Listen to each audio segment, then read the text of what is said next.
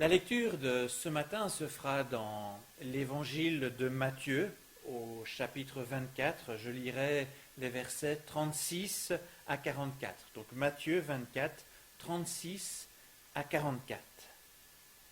C'est Jésus qui parle à ses disciples. Et voici ce qu'il dit à ce moment-là.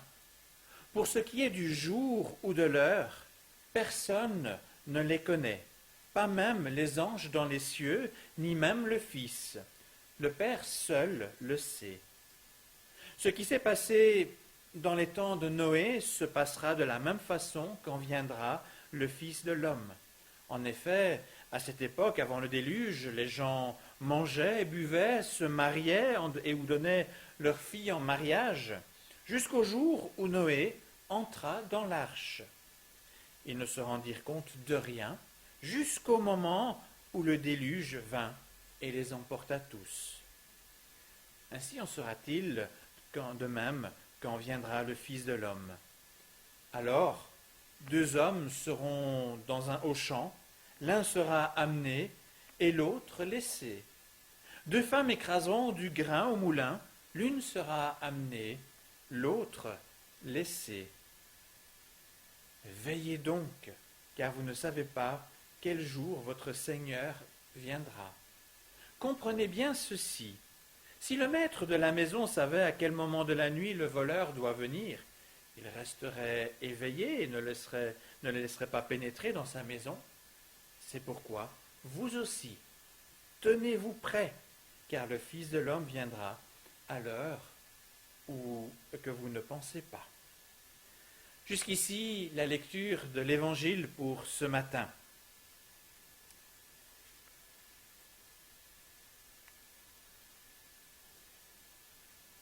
Chaque année, les 4 semaines qui précèdent Noël, nous entrons dans le temps de l'Avent. Ce temps liturgique est une préparation à Noël, mais plus encore un temps où nous nous rappelons les promesses du retour de Jésus-Christ, ce qu'on appelle la parousie. Alors retenez bien ce mot, je vais le répéter plusieurs fois au cours de la prédication.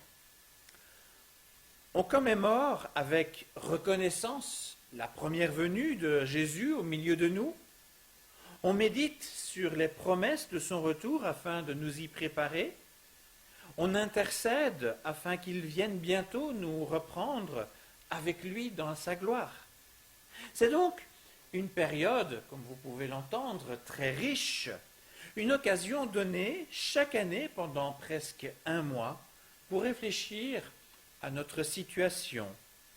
Si Jésus revenait demain, ou même aujourd'hui, dans quel état nous trouverait-il? Quand j'étais enfant, petit gamin, je lisais aussi ces passages et en lisant cet extrait de l'évangile de Matthieu que nous venons d'entendre, j'avais dans ma tête une série de questions qui, quelque part, me torturaient un petit peu l'esprit. Alors, par exemple, il y avait ce type de questions. Jésus nous demande de veiller, mais qu'arriverait-il si il arrive pendant que je suis en train de dormir? Une autre question, quand il reviendra, comment tous les gens de la terre, tous ensemble, pourront-ils le voir en même temps? C'est une question qui me tracassait à ce moment-là. Une troisième question aussi. Et quand Jésus... que m'arrivera-t-il si Jésus me prend en flagrant délit d'un péché, un mensonge, un vol, une méchanceté, comme si Dieu ne voyait pas tout à tout moment? Puis une autre question qui me tracassait aussi. Et si Jésus était déjà venu et que j'étais toujours là, et que c'était moi qui étais laissé là de côté? Voilà ce genre de questions que j'avais dans ma tête. Alors, je suis sûr que je ne dois pas être le seul à avoir eu ce genre de questions.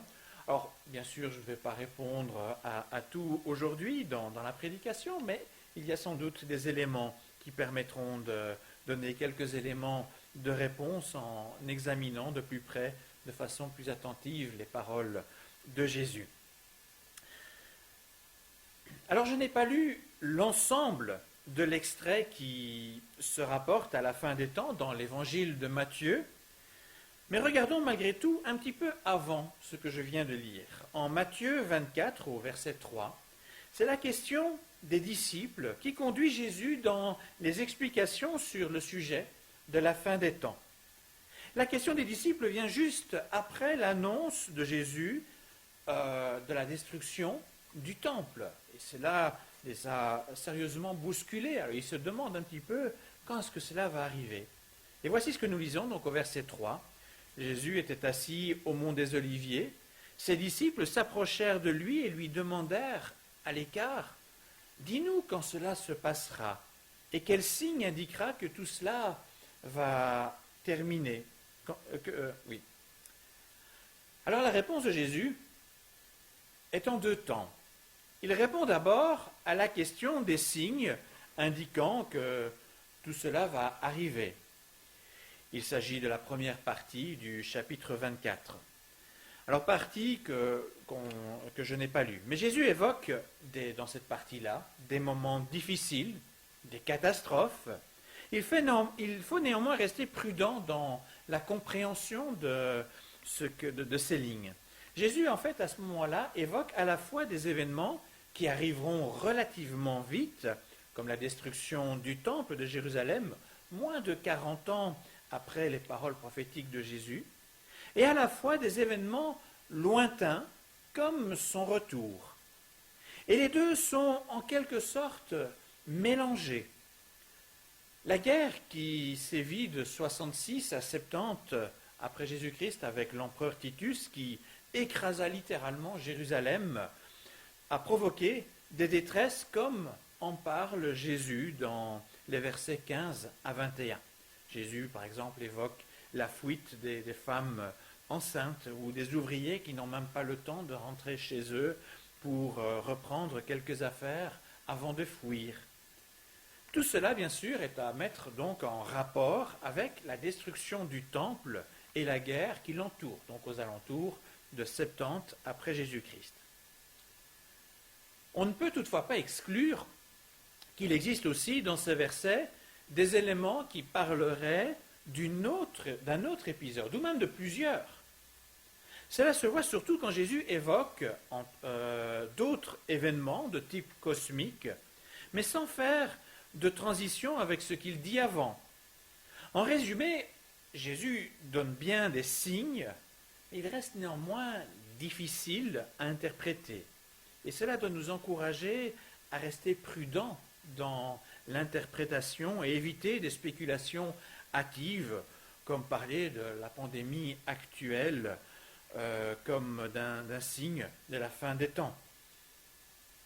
Dans notre histoire, il y a déjà eu beaucoup de pandémies et en fait, à chaque fois, à chaque période où il y avait une pandémie, les gens voyaient cela comme un signe de la fin des temps. Alors, c'est à la fois juste, car la fin des temps, en fait, a commencé quand Jésus est monté au ciel. Ça, c'est le début de la fin des temps. Mais cela reste aussi insuffisant pour dire quand précisément Jésus reviendra. Alors, je ne vais pas m'attarder sur cette première partie, de sorte à nous focaliser plus spécifiquement sur la deuxième partie de la réponse de Jésus, le passage que nous avons lu. Alors, au verset 36, nous avons lu ces paroles de Jésus. « Mais pour ce qui est du jour ou de l'heure, personne ne les connaît, pas même les anges dans les cieux, ni même le Fils. Le Père seul le sait. » Ce qui correspond en fait à la première partie de la question qui était posée par les disciples au début. Même si Jésus a révélé des signes dans la première partie de sa réponse, il distingue la question du moment précis. Autrement dit, les signes ne donnent aucune indication précise sur la parousie, c'est-à-dire le retour du Christ. Et Jésus lui-même dit que ni les anges, ni même lui-même n'en connaissent le temps. Seul Dieu le sait. Il est donc inutile de chercher des signes précis de l'instant précis du retour du Christ. Et il serait totalement insensé et présomptueux de prétendre pouvoir révéler le moment de son retour. Je sais qu'il y a certains, surtout dans des sectes, qui ont essayé ce genre de calcul, mais ça n'a vraiment aucun sens. Jésus lui-même ne le sait pas. Alors comprenons bien que quand Jésus a parlé des signes, il ne pouvait rien dire sur le moment exact, puisque lui-même ne le connaissait pas. C'était une donnée qui lui était cachée. Ainsi donc, le moment de la parousie sera une vraie surprise pour tout le monde. Cela arrivera quand personne ne s'y attendra. Alors dans sa réponse aux disciples, Jésus multiplie les exemples pour montrer que personne ne peut prévoir ou anticiper à brève échéance son retour. C'est une façon de dire, n'attendez pas le dernier moment pour être prêt. Préparez-vous parce que vous ne savez pas quand ça va arriver. Alors voyons un petit peu ces exemples. Tout d'abord, il donne l'exemple du temps de Noé. On pourrait se dire que l'arche était en soi un signe. Pourtant, la fermeture de l'arche et l'arrivée du déluge ont surpris tout le monde. La vie se déroulait normalement, plus normalement d'ailleurs que ce que nous connaissons ces derniers mois. Les gens invitaient leurs amis pour manger, on célébrait des mariages. Et à part la famille de Noé et Noé lui-même, personne ne se rendit compte de rien. Or la surprise arriva. Dès ce moment précis, il était trop tard. Or Jésus nous dit qu'il en sera de même quand lui reviendra. On ne le verra pas venir, et quand il sera là, il sera trop tard. Jésus explique la surprise à venir par un deuxième exemple. 2 hommes seront au champ, l'un sera amené, l'autre laissé. 2 femmes écraseront du grain au moulin, l'une sera amenée, l'autre laissée. En d'autres mots, les gens seront occupés dans leur travail habituel. Et puis tout à coup, ceux qui appartiennent au Christ seront pris. Pour ceux qui resteront, il sera trop tard. Jésus insiste très fort sur le côté soudain, inattendu, impossible à prévoir, et donc nous éviter toute relation calculatrice avec le Seigneur. Le troisième exemple choisi par Jésus pour expliquer la surprise est la venue d'un voleur pendant la nuit. Il est évident qu'il ne va pas téléphoner pour prévenir de son passage.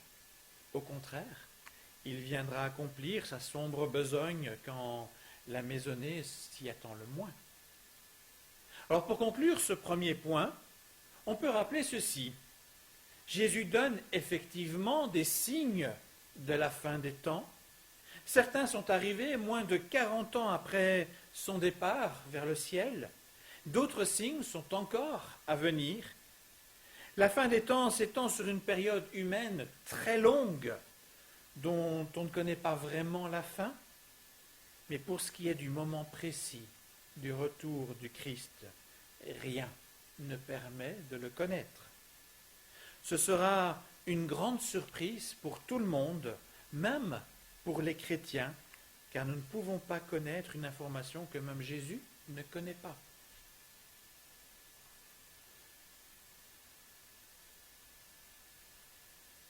En répondant aux disciples, Jésus va changer le focus. Les disciples veulent savoir quand, et Jésus leur dit comment. Comment se préparer à ce quand inattendu? Et là, il va exister 2 catégories de personnes. Celles qui se moquent de savoir si Jésus reviendra ou quand il reviendra. Et puis la seconde catégorie, les chrétiens qui attendent Jésus, qui sont prêts pour son retour. Si Jésus a pris l'exemple de Noé, c'est pour bien entendu rappeler que son retour signifie aussi le temps du jugement. Ceux qui repoussent à plus tard cette question primordiale qui est présente dans la conscience de chacun subiront de même la même désagréable surprise, le même désastre que ceux qui se moquaient de Noé et de son arche. Vouloir remettre cette question toujours à plus tard n'est que pure folie. Beaucoup ne veulent pas entendre parler de Jésus, de son évangile, car ils ne veulent pas entendre les paroles concernant le jugement. Cela fait peur, cela rappelle notre finitude, notre fragilité devant la sainteté et la parfaite justice de Dieu. Mais si Jésus en parle, c'est justement pour nous délivrer de cette faim, nous épargner cette peur, nous proposer une perspective autre, une perspective éternelle. Dieu est aussi amour. Jésus est parfaitement clair sur ses intentions. Un peu avant, dans l'Évangile, il rappelle ceci: « Votre Père qui est dans les cieux ne veut pas qu'un seul de ses petits se perde. » Et Jésus rappelle ce souhait après avoir donné la parabole du mouton égaré, puis retrouvé en mettant cela en parallèle avec la joie qu'il y a dans le ciel quand un pécheur se repent. Le jugement est une réalité clairement annoncée dans la parole de Dieu. Et ce serait une erreur de ne pas en parler. Mais bien plus abondamment est expliqué le souhait de Dieu d'offrir le salut par son Fils Jésus-Christ. C'est pour cela qu'il est venu donner sa vie. Si Jésus est mort à la croix, c'est pour prendre sur lui ce fameux jugement, le jugement de ceux qui se repentent et qui lui font confiance pour ne plus devoir affronter ce jugement annoncé. Mais quiconque s'entête malgré tout à garder Jésus loin de sa vie devra en fait lui-même répondre de ses actes devant le Père. Or personne n'est prêt à affronter cela seul. La surprise sera catastrophique et inéluctable. Toutefois, pour la deuxième catégorie, il n'y a plus de jugement à craindre, puisque Jésus l'aura assumé pour nous. Il sera notre justification devant le Père quand le jour surprise arrivera. Il ne sera plus question de nos péchés passés, puisque Jésus a assumé le jugement à la croix, à notre place. Le retour du Christ sera bien sûr une surprise, mais une surprise agréable, puisqu'elle marquera l'accomplissement du salut promis, l'entrée dans le royaume éternel. Bien que Jésus ne connaisse pas le moment précis de sa venue et que ce sera une surprise pour tous, il nous exhorte malgré tout à nous préparer à son retour. Alors je vous propose plusieurs éléments très concrets qu'il est bon de connaître ou même de nous rappeler si nous les connaissons déjà. Être prêt n'est pas uniquement une question de moment, que l'on soit réveillé ou qu'on soit dans son sommeil n'a pas la moindre importance. Être prêt est avant tout un choix, une attitude et une démarche. Premièrement, être prêt, c'est d'abord avoir donné son cœur au Christ sans ambiguïté. Si on demande aux chrétiens s'ils ont donné leur cœur au Seigneur, je pense que tous répondront oui. Mais si on demande, as-tu donné tout ton cœur, tous les aspects de ta vie au Seigneur, ta famille, ton travail, ton temps, tes loisirs, tes biens, ainsi de suite, les réponses seront plus nuancées. Être prêt, c'est mener un combat ou une course, comme nous dit Paul, tout au long de sa vie pour chasser ce qui n'honore pas Dieu dans notre vie, afin de lui donner toujours toute la place qu'il mérite dans notre existence. Deuxièmement, être prêt, c'est se préparer à la parousie en écoutant les avertissements et les recommandations de Dieu et chercher avec zèle à les mettre en pratique. Trop de chrétiens se perdent en chemin parce qu'ils ne vivent pas avec ardeur leur foi. Ils se satisfont d'une foi assez superficielle, qui ne progresse pas, qui ne se nourrit pas de la parole de Dieu et de la prière. Quand les difficultés arrivent, il perd de pied. Une foi qui ne s'entretient pas, qui ne progresse pas, finit par s'éteindre en fait, petit à petit. Si c'est ce que tu vis, si tu as l'impression que ta foi est en dents de scie, il est urgent, plus qu'urgent, de demander à l'Esprit de Dieu de souffler sur la braise pour allumer le feu sacré dans ton cœur. Et cette prière, tu le verras, sera salutaire.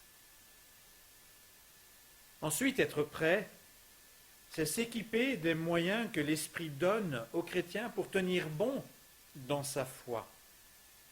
Être prêt ne signifie pas qu'on ne rencontrera pas des difficultés.